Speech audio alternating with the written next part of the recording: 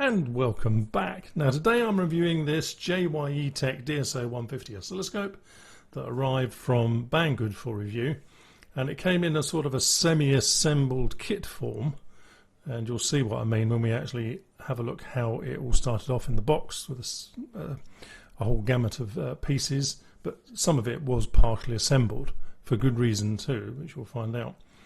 Now, one thing I didn't mention in the review, or I mentioned it and then forgot to show you, this little tool here, it's a plastic, well, I suppose you'd call it a screwdriver, but it's actually a trimming tool for aerials and capacitors, and that's exactly what we're going to use it for in here. There's a couple of little variable capacitors in here that makes it easy then to adjust with this, because if you use a screwdriver, it can affect the capacitance even as you're doing it. So, I'm going to follow the instructions starting from step 1 all the way through down to step 6. I'm not going to deviate because the idea is to see, is this a useful kit for us Arduinoites? With our Arduino kits, as you can see, I'm running this at the moment, connected up to my Arduino, generating a pulse width modulated waveform. So, is it any good? Well, you'll just have to watch the video and find out, I suppose. Okay, let's carry on. So if we're going to follow this step by step, step 1 must be to unbox. Now I'm not going to let you watch me take this all out in painstakingly slow motion. Let me get some of these bits out, spread them out on the desk, and then we'll have a look to see exactly what we got. Okay, right, let's have a look inside these static bags. So there's the screen and the circuit board, and that must be the other side of the circuit board or something. Is it two-sided? Oh, it is two-sided. Oh well, I don't know why we got two. That just adds to the excitement factor, doesn't it, really? I'm not going to actually take them out of the static bag though, because they're in there for a reason, and I don't want to kill them. What else do you get? You get, what's this, instruction booklet? Oh, starts from step 3. Well, assuming there's a step 1, this must be the list of instructions and how to use it. That's great. Oh, what's this? Erratum. Oh. So C6 in the box, where it comes in, should be 150 puffs. Okay, fine. And this one is, oh, this is the user manual. That's fine. Important. You must install all the SMD parts. Okay, yes, well, we'll do all that step by step. The idea being, of course, that you guys watching this video might think, yeah, a little tiny thing like this would be just right for a little bit of Arduino work. And I want to really establish whether this is going to be something that a beginner could put together. So we have quite a nice case here, and in fact the reason I've got this Arduino at the back is just to sort of give you an idea of the size. An Arduino would fit comfortably in there, but I guess it's, you know, it's not huge, is it? Another reason why I very nearly bought it. I didn't want a huge big oscilloscope like I've got downstairs in the workshop. Right, so you have your nice little case and a bag of bits. Well, let's open out the bag of bits and just see what that contains. Now there are some SMD components, I think, because it did just mention them, didn't it? So let's have a look what we got here. So we've got, oh, now once again, doing this on camera, that is to say I'm watching my video screen rather than down here in real life. So I've only got like a 2D image. I can't really tell where my fingers are and everything. It's quite tricky, this camera recording stuff, you know. You think after nearly 100 videos I would have mastered it by now, but there we are. Anyway, so various bits, switches mainly, header pins. What else we got? That looks like some kind of variable pot, possibly a rotary encoder, knobs, screws, switches. Well, actually there are no SMD parts that I can see there. These are all through-hole components. So, perhaps it'll be simpler than what we think, which would be great. Now, let's just have another look at this then, because that means some components must already be on here. Is that already open? No, it's sealed. Well, there is at least a chip, or chips soldered on there, so that will make life a lot easier, won't it? As I mentioned in the previous video to this, when I was first deciding which product to review first, I did say that trying to solder these little tiny chips or these little very, very fine legs can be a bit of a challenge, and there's various methods for doing that. Some say just splodge a load of solder on the whole thing, Yeah, I know. And then use some wick, desoldering wick, to take it all off again. I don't know. Doesn't sound right to me. Or you hold it on, do one leg, just dab it on, so you've got one leg fixed, and then do all the rest. Whatever. It doesn't apply to us here because, as you can see, the SMD stuff's already soldered on. So that's brilliant. Right, okay, next step then is to, well, pick up all the parts I've dropped. That's the first thing. And lay it out in a bit more organised manner. I'll probably have to solder it down in the workshop, but I'll show you various stages and give a bit more detail about all these things as I get on. As it stands now, how do I feel about a beginner doing this?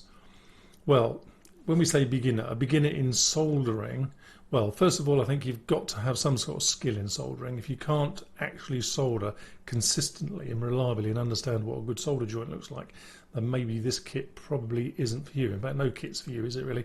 The best way that I've found beginners can learn to solder is to get a bit of Veriboard or cheap strip board substitute, buy a load of solder wick, solder, a load of cheap resistors. It doesn't matter what they are, but make sure they're cheap and, you know, standard size, and just solder them all over the board. Really, that is the way you're going to get experience. Now, I started soldering when I was like, I think I was about 14. And I can remember some of the joints I made were absolutely horrendous, but it takes a while to get good at soldering.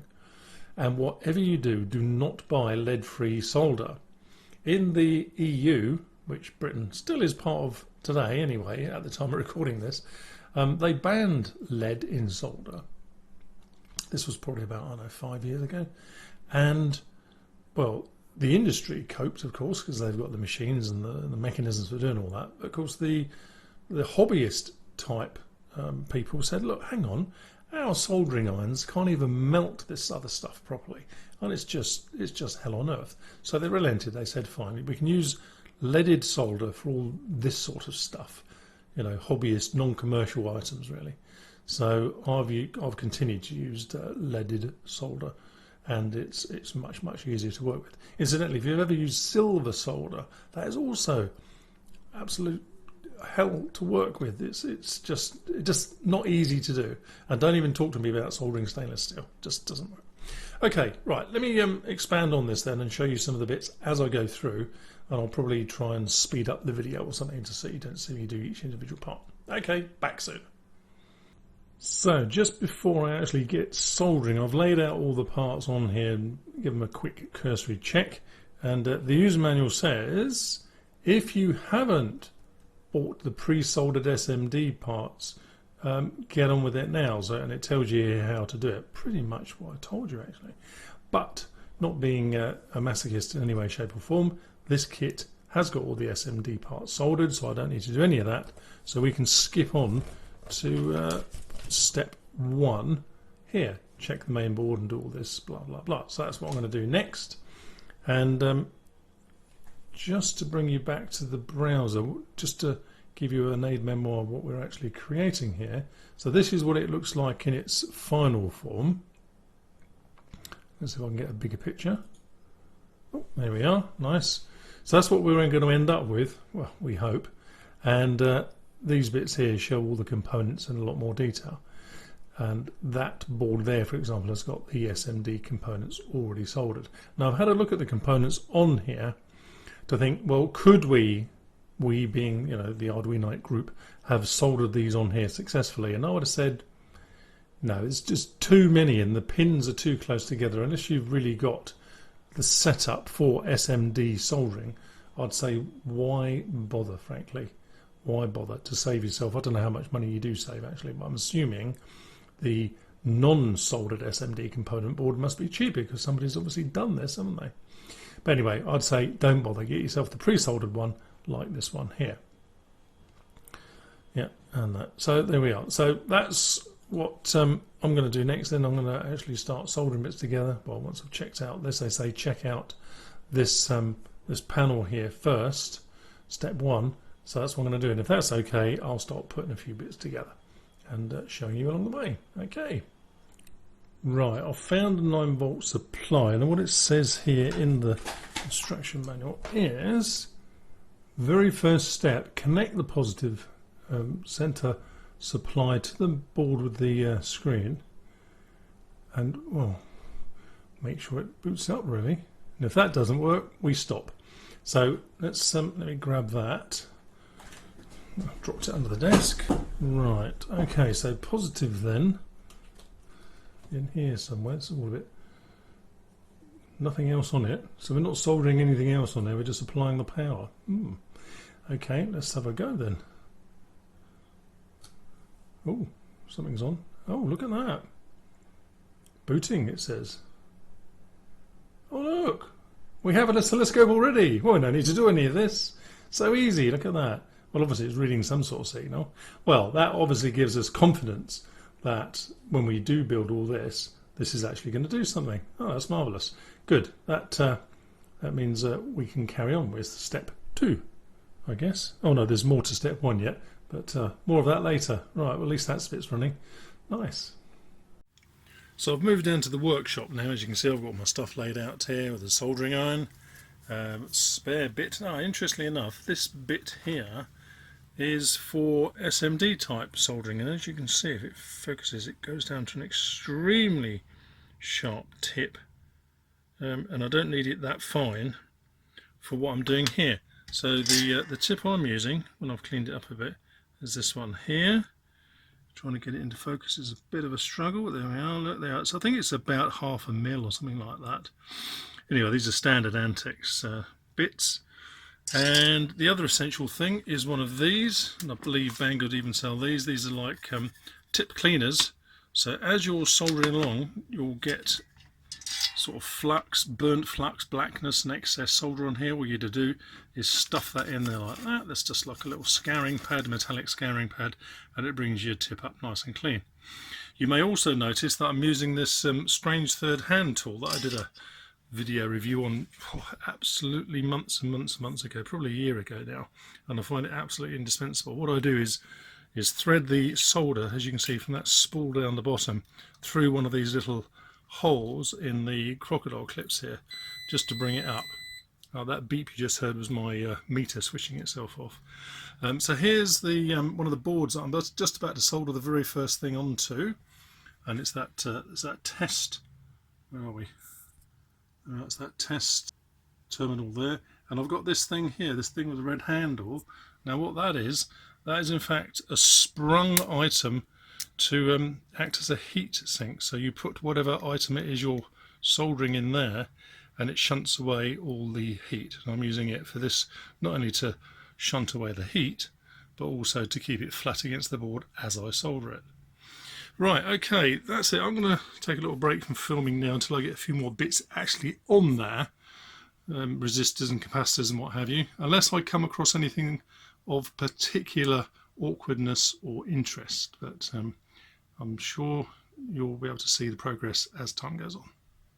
Right, here's the first tip. I've noticed as I'm moving this sort of major board round here that the screen is only held on by that left hand connector here, so that this bit was sort of flapping backwards and forwards, and I thought, well, that's a recipe for disaster. So I've just put this very light elastic band on there just to keep it in place while I'm turning it. So now I can turn it upside down without it flapping all over the place, with the risk of it doing something to this connector under the board here. So that was tip number 1. So the resistors have all been added now one by one, and the best way to do that I found was to take each resistor, measure it with a decent meter and put it in its expected position rather than trying to get them in some sort of order. Right, so now we've done that, the only thing left is the small little ceramics. So we've got 4 of those down here, and bearing in mind the errata, so that we've got the 1 PF on the side, we've got a 330 PF there, and 150 PF. So let's look over here on the errata. That's what we have got, and that's what we should have as well. Excellent. Right, we're going to put those in. Then if you look, we have a couple of electrolytics, another header pin and another switch, and then we're looking at well, getting towards putting it all together. Right, that's all the other bits and pieces soldered on now, the big capacitors and things. Now the biggest problem there was, see the JNC connector there, that is a hefty bit of metal there, and even the instructions say you do have to apply quite a bit of heat on those two big blob connections that you see there. Now normally big blobs like that might indicate a problem with soldering, but in this case I can assure you they are well soldered. And there's a smaller centre one there as well.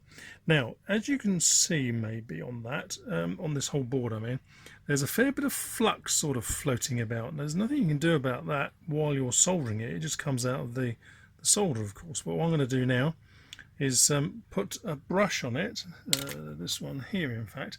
This is a nylon brush, so it's not going to harm any of the tracks. I mean, obviously be careful with it, don't go too mad. But this sort of brush could get rid of a lot of that, and if that doesn't work, I've got some PCB cleaner, which I try not to use too much because it does make things a little bit sticky sometimes. So we'll see how we go with this. Right, the soldering's finished. Well, I hope it is. I mean, this was last night when I completed the last bit of soldering, and I thought, you know what, it's too late now. I don't want to start messing about with checking things and all that late at night, so I've left it until today. So this is going to be a live test. I just hope it all works. Mind you, if it doesn't, I suppose I'm going to just delete this video, can't I, and start again. Right, let's. I've got everything ready. Got a meter, because the next step, it says, is to check the voltages on this board that we've put together at various points. Well, I suppose the first thing I ought to do is find the instruction sheet, which I seem to have mislaid. So I'll get that. There's only about 5 or 6 voltages we have to measure, and well, I suppose we could let's plug it in first to see if the thing still springs into life. Now this is temporarily held on, this daughter board if you like, by that little socket and plug header in there. So let's have a look. Wrong way around. So the power goes in the bottom. Right, okay. Oh, well, it still boots up. That's a good thing, isn't it?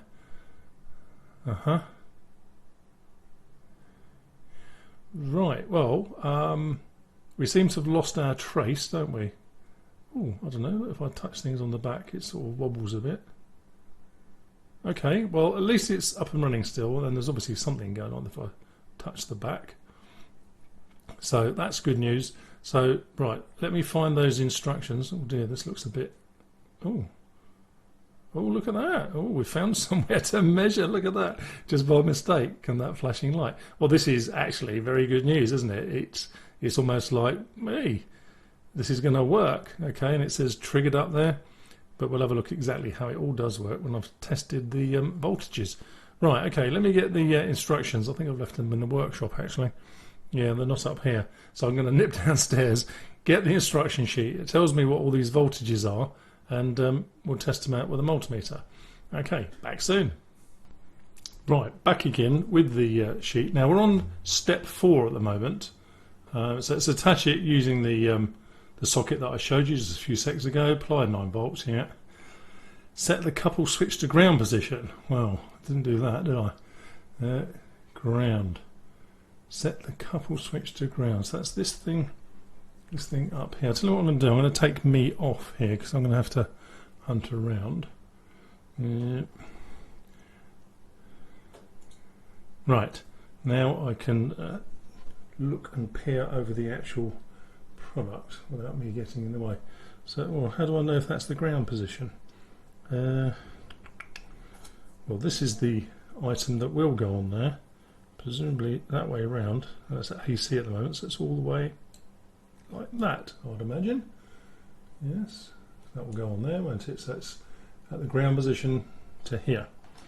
Right, okay. I wonder if that's still flashy flow. Oh, we haven't. Well, no, it's pretty dead now, isn't it? Okay, right. Let's do the voltage checking thing. So it says. Put the ground measurement down here. Okay, and then choose each one of these in turn. So let me I'll just see if I can zoom in a little bit on there for you. Just bring the camera back and zoom in. Right, now I think you can see where it says, you know, V4, 1, 2 and all that on here.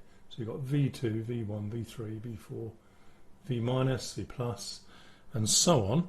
So that's what I'm going to do. So that's on ground. So what's this one? This is V4. Oh, flashy, flashy. And the meter says, didn't think of that, did I? Okay, let's get the meter in at a bit of a funny angle, but at least it's in there. So V4 says minus 8.49, and it should be, V4 should be minus, no, approximately, that's not V4, that's V minus. V minus should be minus 7.86. Ooh, quite a discrepancy there then, isn't it? V4 then, flashy flashy, 1.67, and it should be approximately 1.65. That's fine.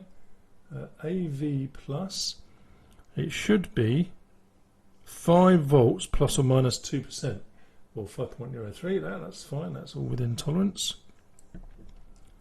V3 0, and it should be 0. V1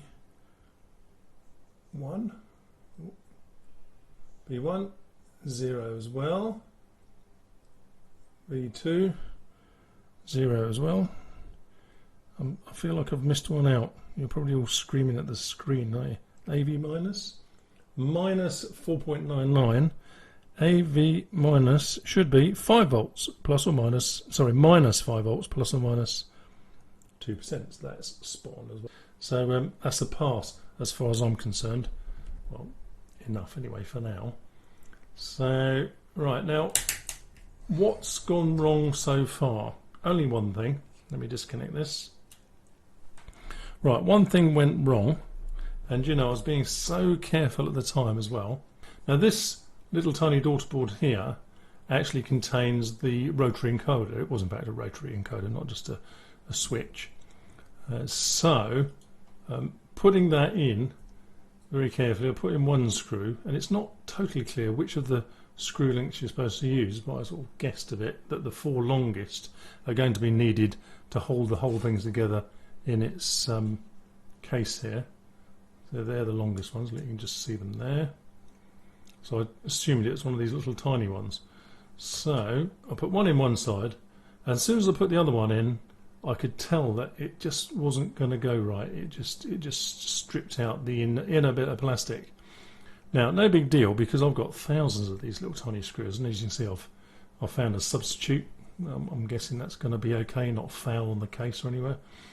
But just be very careful. Now, I was being careful as it happened, and I have a little tiny screwdriver like this with lots of different interchangeable hairs, and I was taking my time, but it still just never actually worked particularly well, that one. So that's the only thing so far that's not been 100%. Capacitors, they're pretty easy. There's that erratum for that. The switches need a fair amount of pressure, incidentally, to push through the board. So if we look at this one here, when it all lines up, you do have to sort of press down on it just to get everything through, and just make sure the pins and everything are lined up first before you do it, you know, properly. Otherwise, you'll probably bend them. But that was pretty easy to do as well. And as I mentioned last night, I did in fact use a bit of PCB flux cleaner on here because I was unhappy with the amount of flux on there. There's still a bit on there. I think you can probably see it. But I thought, well, it will do for now. If there's any ever problems with this board, I'll know what it is. Right, okay, so what I'm going to do now is continue with the steps. So we got up to step 4, I believe, didn't we? So now I'm going to start adjusting C3 and C5 to get a decent 1K square wave. Is that 1K? Probably. If it needs adjusting. I did read a comment on their website, Banggood's website. This is where people have said, and they said, oh, I didn't need to adjust these at all. These are spot on. But I'll do that, and that will be a bit tricky to do. Now, funnily enough, I have got a trimmer adjustment tool that's made out of plastic, not metal. If you do it with a screwdriver, then you're likely to have to do it lots of times, because those little trimmers, it's these ones right down the bottom here. Look, see these? Now, if you put a screwdriver on those, hang on, let me just bend that capacitor out of the way a little bit. And there, so if you put a screwdriver on that, the blade of the screwdriver will itself change the capacitance. So I've got a little tiny plastic one. I'll show you when I've got it out the workshop. And it shouldn't adjust the capacitance as you're adjusting it. Okay. Anyway, so that's the next step, and then after that, I think it's just putting it together. Where is step 5, step 6, Oh, hang on, it's strongly recommended. Right. I better read that first then, in case there's something I need to know, and then put it all together. So I'm going to wrap this up quickly now, because I think you've probably got the idea. It builds pretty easily. Right, back in a jiff when it's pretty much complete, I think. Right, here I am back again. As you can see, it's all in this little box. Yes, I have tested it, so I know it's working. I've also created a small Arduino sketch just to see what it looks like. It's all connected up. So without further ado, let's apply the power. Right, ding ding, it says. What's going to happen on here? That's the thing. Oh, and there we are. There we have a little square wave. Well, squarish wave, I suppose you could call it. A little bit rounded. What's the frequency? Well, the frequency, let me get my pointer out for this. I think it's better than my fat stubby finger.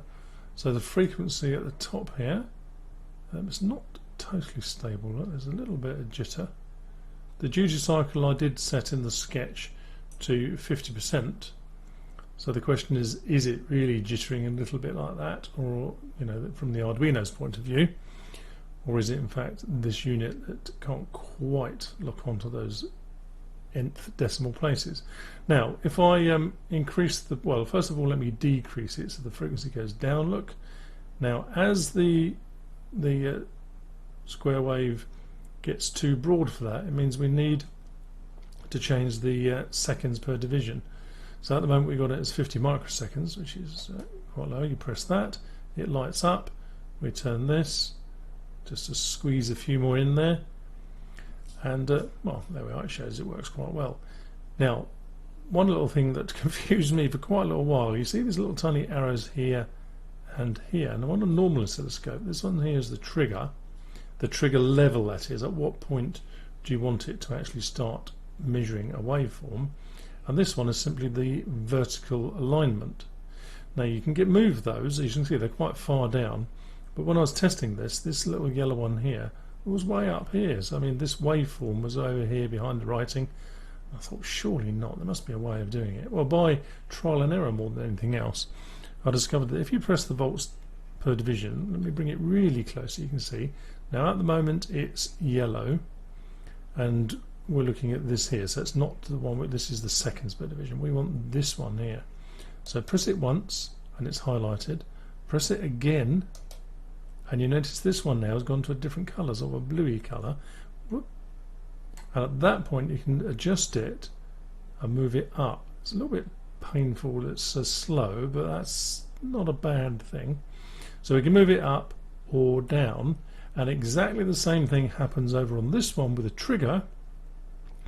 If I press the trigger value, so at this point we can cycle through the options here, auto, single, normal, whatever. There's normal, single, so that's just a one shot, and then it holds it. But we don't want any of that, we just want it back to normal or auto. Now if I press it again, watch the little pink thing over here. See, now that's highlighted, and we can bring that up, so it's later on in triggering, or bring it down to make it trigger a little bit earlier. Now it's on hold at the moment, so we press OK and off it goes running again. There we are. So that's a couple of things. Everything else I think is in the instructions. So at the moment then we're measuring a whopping great 2K signal, so let's give it a bit of work to do, shall we? We're going to have to adjust the seconds per division again, but let's get it up to, I don't know, 50K or something. 25K, right? Well, that's probably a good one to do. Let's change this. Got to get more in there somehow, so we're going to have to increase it. There we are, 20 microseconds. Now, as you can see, that's anything but a square wave at 27 kilohertz. It should be a square wave. The question is it?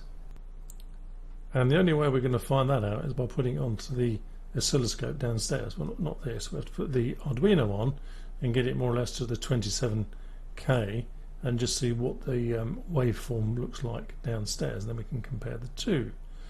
Okay, let's carry on. It says it incidentally in the spec. It says this goes up to 200K. I probably would take that with a pinch of salt, but I would imagine it'd probably get up to about 100. Now the limitation of my sketch is that it's only gone up to 32k, which of course it's displaying. At least it displays something. So if you were wondering whether there was a waveform on a particular pin, as we're doing it now, I'm using pin 9 in the sketch here, you think, yep, I've definitely got a signal, even if it's a bit wonky. Well, let's have a look at the sketch I'm using actually. Now this is a crib of the strobe one I did, as I mentioned earlier, but I've had to change it so that what we're actually doing is not adjusting the PMW mark space ratio, the duty cycle. What we're actually doing here is setting the pin frequency depending on what the pot's doing. So if I adjust this, it should adjust the frequency, and indeed it does, but not quite as much as I'd hoped, because I have said here, look, map the entire range from 0 to 50,000, not 32,000. Well, I guess what I can do is change that one there to 100,000 and see if that sort of brings it somewhere in line. 1, 0, 100,000. Right, let's upload that. Do I want to build? Yes, I do. Right, it's building away. It's now thinking about uploading. You can't see that window on screen, but it's there. Oh, here we are. You can just about see this bit here. Look. So off it goes, and now what's it doing? If indeed anything. Oh, it's gone a bit mad, isn't it? Right, so I've brought it back down again. Let's have a look. 32. No, for some reason this particular... Oh, no, it's definitely not wanting to do that. Okay, there's a limitation then in the, I'm guessing in the library, and it doesn't want to go above 32k. Now I know that's not true, because when I opened this sketch up, I'd set it to 1 megahertz and then change the mark space ratio, so that was absolutely fine. So I'm guessing it's probably something I'm doing dodgy around here in this bit of the code. Not to worry. Well, at least we know it's gone up to 32k. Now I would think, quite frankly, a little unit like this, just to check for waveforms on various pins, if you can get it up to about 50k, which I have no doubt that this will manage, that's probably good enough. If you can squeeze up to 100,000, although I should think the waveform will look a bit dodgy by then, oh, dare I say even more dodgy, it still gives you an indication, doesn't it, whether there's a signal there or not, which is pretty much what an oscilloscope does anyway, doesn't it?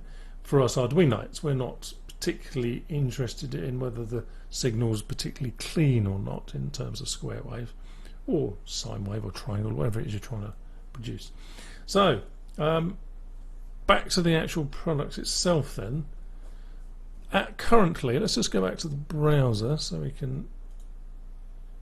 Now at this price, now it says it's on some kind of offer here. Look, I don't know if you can see that. Oh, it's reloading. I don't quite know what. There we are. Look. So it should be. It says here 2267. It says 1654. Now I don't know whether that's at this moment of filming this. So it could go up to 2267 at any minute. I don't know. I don't know when you're watching this video either. This is the current price at the end of July 2017. So at 1654, would I consider this a value for money in terms of what it's actually giving us? Would I even suggest to a fellow Arduinoite get it? Well, let me tell you the little story if I haven't already, because I can't remember what I've said now in this video. When Banggood contacted me, they said, "Hey Ralph, we like your video channel. How about doing a review of this particular product? Not this one, I might add." And I thought, do you know what? That's a bit of a numpty product to actually talk about on my channel. It might have been a little bit of fun for 10 seconds. I thought, no, let me find a product that's actually going to be of use to us going forward. So I suggested this one. They said, "Yeah, okay, we'll do that," and they sent it to me whilst I was on holiday. So I've got this obviously for free, but I was so close to buying this on more than one occasion. It was a product, if you like, I don't know, that I would have probably have bought anyway, just to see how well it was, and then I would have done a video anyway about it. So basically I've been paid, if you like, £16.50 for doing this construction and videoing it while I'm doing it, and I suppose from Banggood's point of view making a promotional video, which is why, incidentally, if you are going to check this out, please use that link that's shown on screen now and in the video description, because Banggood is of course tracking who clicks what, and I'm guessing there's more than one person who has these types of links and they want to know whether this is any good or not. And I guess if I don't get any clicks, they're not going to offer me anything else. But there we are, that's life, you know. I'm not going to cry over it, but it'd be nice to think that it was a worthwhile thing to do. So that's all done. It does work. It gives us pretty much what we want in terms of, you know, for what it is, a £16 oscilloscope. Let's face it, the one I've got down in my workshop cost me £300. So there's quite a bit of difference. And of course, yes, that is 100 megahertz downstairs, but that was bought for general electronics. Now this can also be used for general electronics, but just not at high frequency. As I say, if you get 100k out of it, I think you're doing pretty well. But it's pretty robust. It's, you know, it's nicely finished. It looks quite professional, doesn't it? You wouldn't be embarrassed about getting this out in front of your friends, colleagues, family, whatever, and saying, look what I built and look what it can do. So that's great. Now, whilst I was building it, I obviously had a few suggestions and hints which I've given you along the way. But there's a couple of other things. When you trim the products, that's my magnetic cable there. Right, when you trim your products, you really do need these side cutters, I think they're called. Now these are made by Rolston, that's fine, but there's lots of styles like this. But as you see, they're really flat, not those sort of semi-curved things, and you can get it nice and close to the board for cutting your component leads down to the, well, whatever length you want, you know, as close to the circuit board as you can get. If you're wondering what that little red thing in there is, I'll tell you a story about that. I used to have multiple copies of these. They're not mega expensive, but then again they're not mega cheap either. Probably about £5 or something like that. And I ended up using random ones for cutting various bits of wire. Now, whilst these edges here are presumably hardened to a degree, if I cut anything other than a component lead, they'd quickly get pitted, and then you couldn't cut component leads with them because they have a little indent in them. So I put this little marker on here to say this is only to be used only for component leads when I'm constructing stuff, not for big bits of wire or mains cable or anything like that. I'll use a separate pair for that. So that's what that marker's on there for. So I'd certainly recommend these. A couple of other things. Also have these little tiny tweezery things that's held together a bit of tape at the moment, but they're useful for like picking up little tiny components. You know, as I say, you do need the eyes of a hawk to read those resistor values. If you're going to read them, I'd recommend that you put them on a meter every single time, because it's too easy to make a mistake. And this is just a different type of tweezer. And don't forget that heatsink type of thing that I showed you yesterday, last night, where it can clamp things and remove the heat if you think there might be a problem. Right, I think that just about brings us to the end then. I suppose it's only fitting that I go back to the browser to remind you all of the link and do my duty to Banggood. So there we are. That's the product, and the product ID, as you see here, just about make that out, can't you? This one here, 1093865. They do different versions of this though. This particular one. Now this is an original JYE, and I've no reason to think it isn't. They do different versions of this with and without the SMD components soldered. I certainly could not recommend you trying to solder those SMD components. When I look at that board, I looked at it again today, that would have been just a step too far, I think. Even for me, I just wouldn't have enjoyed doing that at all. It would have taken hours. As it is, this took probably, last night, probably took me a couple of hours probably, and then another hour today to put it together. Obviously I was doing it in stages, so I could film bits, you know, either on my phone or here.